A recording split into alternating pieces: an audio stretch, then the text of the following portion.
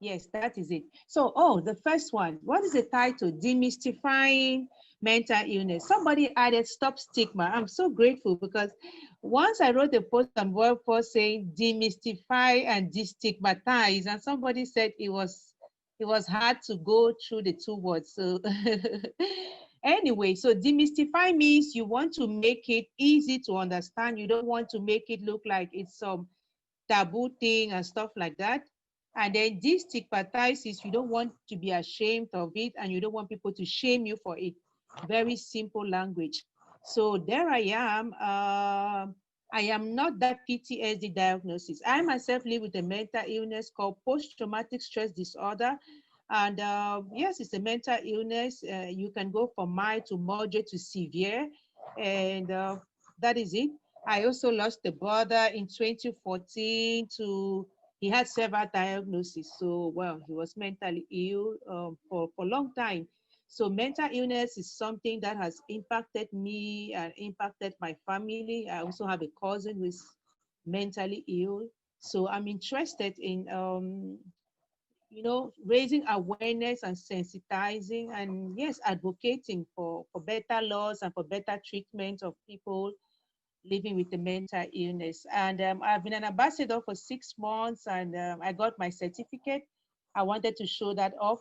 Why? Because I want people to know that even with a mental illness, you can do a lot of things. When we think mental illness, maybe we think only of people who are chained, people who are bedridden. No, I'm a high functioning person and I'm actually the World Regional Representative for Africa of the Global Mental Health Care Network and also the country executive for Cameroon. I'm a lawyer, psychotherapist, all of that. That's a flyer I did for the Global Mental Health Care Network.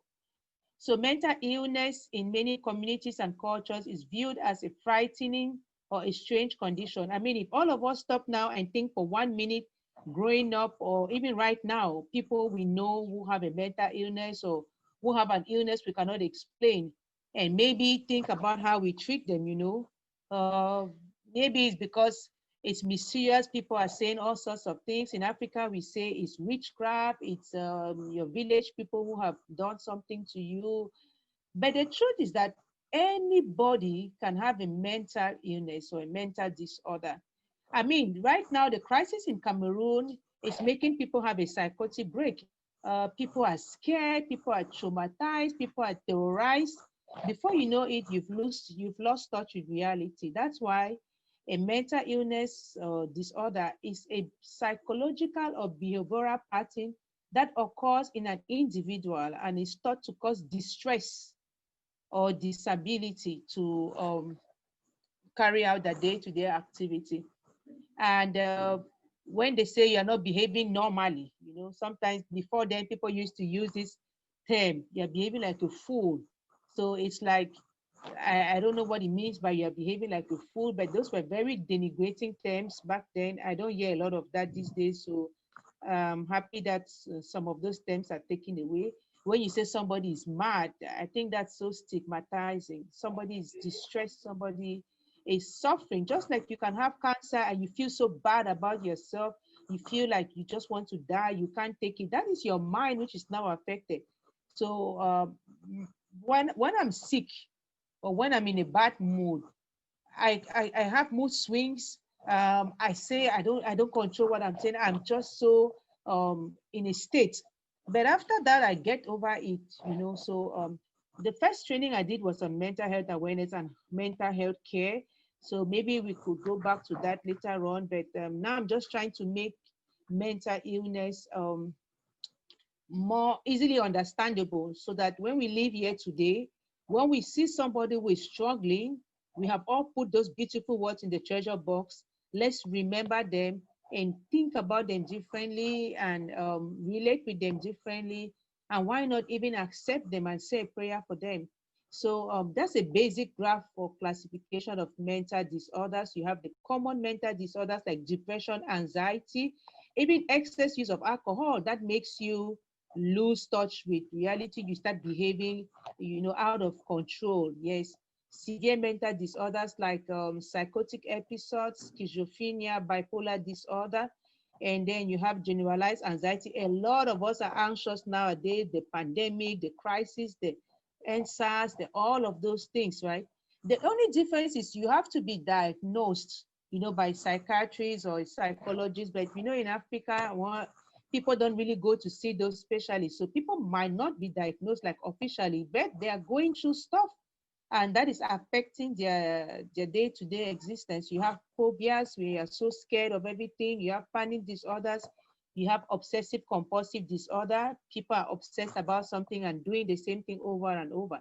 Yet there are more than 200 classified forms of mental illness.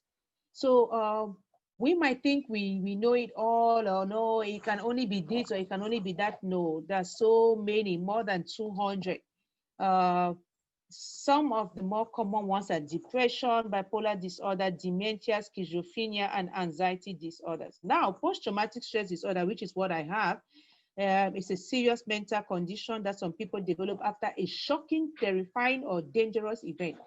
Coming back to the crisis in Cameroon, in Nigeria, all over the world, South Africa, Congo, a lot of people are going to develop PTSD because of the trauma. So it is not something that you deliberately go and look for. Trauma is the reaction to an event that was shocking and terrifying. You may not have been the one who caused it, but we all have different makeups. And so if you break a glass in this room, the way I will react might be different from the way another person will react.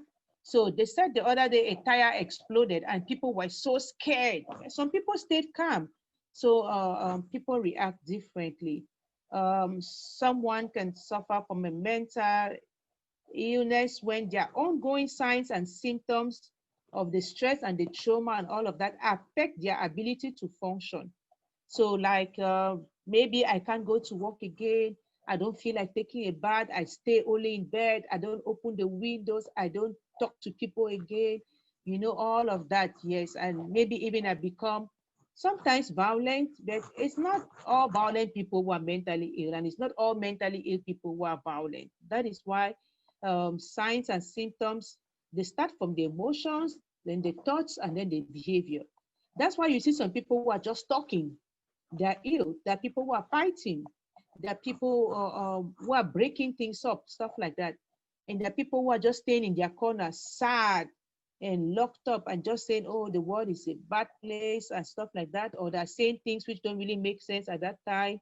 They're so scared of everything. Their mood swings. They withdraw from friends, and they're always tired, and they can't cope with daily problems. They don't understand what you're saying, or they're constantly drinking, or they're using drugs, maybe to cope with whatever they're going through. And you have changes in eating habits, even sex drives, yeah, anger, hostility, or violence, suicidal thinking. I was once so sick that I picked up a knife to attempt suicide, kill myself in 2009. So I'm not just talking about things which are like, look at me, and then you think of somebody who has been through stuff. Okay, what limits the understanding of mental illness? The stigma. So stigma, people are so like, no, no, no, no, no, no, no. I don't even want to hear anything. They are crazy. I don't want to see them near my child. In my country, back in the days, I don't know if people still do this. We do what they call investigate into the family. If you want to get married to somebody, they have to go and investigate into the family to see if there are people in that family who live with a mental illness, the people in that family. I don't know if mental illness can really contaminate someone, but that is that. So when I lost my brother, there was a lot of noise and everything. And coincidentally, it is that same year that I was diagnosed. And I said, I am not going to keep quiet. I am actually going to write a book about my brother's journey. And I'm going to talk about my own journey, and I'm going to make this my life mission so that people will not stigmatize me, because I'm not giving anybody the permission to stigmatize me. And people should stop stigmatizing other people. I mean, people, when they have cancer, nobody stigmatizes them. Everybody is sorry, full of compassion and everything. So why should we stigmatize people who have a mental illness? Mental illness is more often deemed a sign of weakness. Yeah, say it's your fault. Yeah, especially if you were taking drugs or drinking and all of that. People say, oh, yes, you look for it. And so, well, you yourself, you start feeling embarrassed, you lock yourself more, and that is how the cycle continues. Many of us may have experienced sadness, anger, fears, worries, or stress in our moods. However, it is not a mental illness until we experience frequency of the debilitating mood. Um, when was that? Before I left this country in 2011, like 2009 was my worst year. 2008, 2009, 2007, 2008, 2009, 2010. But there's something, you can mask it when you're in public and you're all the smile and everything. But when you get back into your room, it is terrible. So it's only you who knows how debilitating whatever you are feeling inside you is. So mental illness is not the result of limited willpower. People say, oh, just get over it. Oh, you're not praying enough.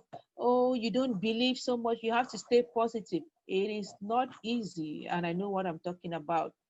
Okay. So it does not indicate whether you are a strong or a weak person, rich or poor person. I have seen people from all levels of life who have a mental illness.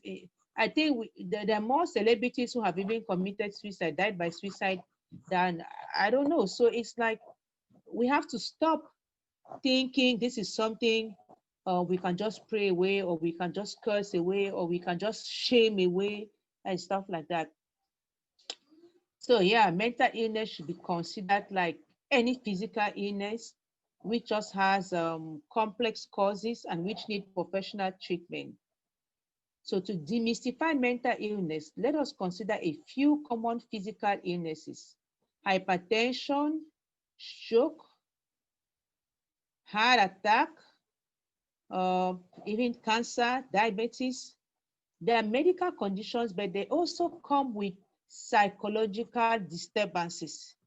So those ones who are, I mean, people who are sick with all of these medical conditions or physical illnesses, of course, they suffer psychologically, and they can suffer to the point where they now are diagnosed with a mental illness.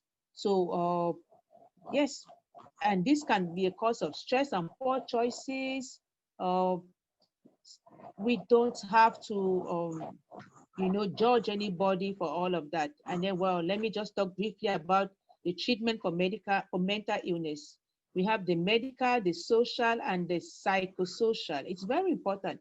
Look, these three, if you are only giving medication, it's like if somebody has cancer and you just give them medicine, it is not going to help them as much as if you added the family care and maybe the counseling and all of that.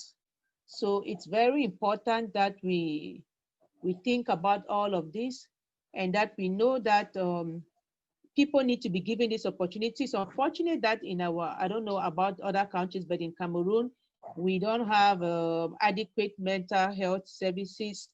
And at least the pandemic has made it much more glaring that we really need to up our services for mental health. We don't even have a mental health policy in my country. We have like 5 public psychiatrists in this whole country. Uh, I mean, the statistics are not so good, but we are supposed to help one another, as a family and even as friends, right? As a community, like on World Pulse. When I talk about my illness and I keep writing, it's because I want people to keep hearing about it and then to gradually start changing their perception and saying, oh, well, but yeah, Marie is Marie and Marie lives with PTSD, but that does not define Marie. Okay, so that is why I studied psychology too, and that is why I got my cognitive behavioral therapy certification in 2017. And so I'm actually a psychotherapist too. Yes, a doctor can be sick, but the doctor can do a very good job.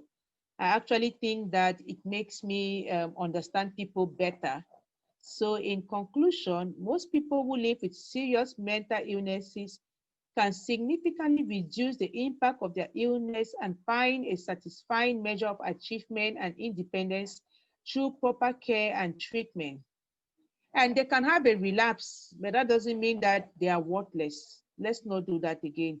Okay, so just remember that they are still your son, daughter, brother, sister, or friend who can be smart, funny, and hardworking, but is dealing with an illness which needs to be treated and managed. Okay, well, thank you so much for your kind attention. When women connect, we create solutions that heal the world. Let's go back into our communities and maybe start also raising awareness, telling people no. Okay, well, thank you so much, everybody. Thank you. Hey, So Marie. much, Marie. Thank you. Yay. A round of applause and one plus clap.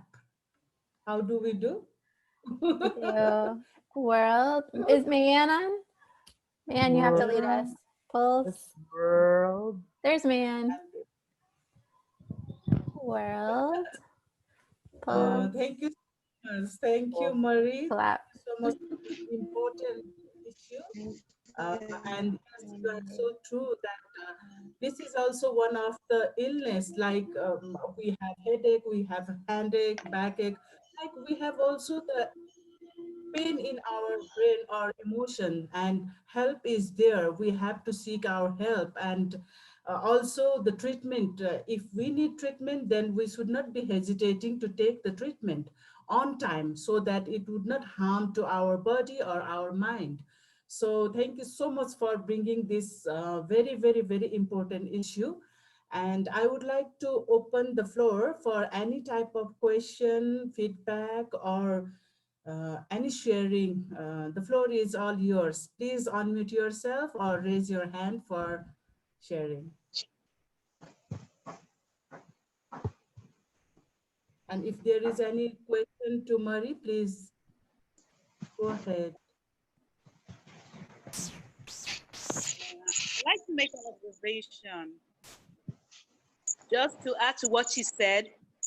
Like in this part of the world, quite a number of people actually do not know that they have issues of depression because you are considered, you just want to come out there in public and act like things are perfect. So many people are living in denial. Many people don't want to come out and say, this is how I feel, because they don't want to be labeled, they don't want to be stigmatized. So they act like everything is perfect. But I've not done any research, but I strongly believe that quite a number of people have at least thought of suicide, if not attempted it, they've thought about it. So it shows that more people need to be more honest about what's going on to get the necessary help and support they need. Thank you.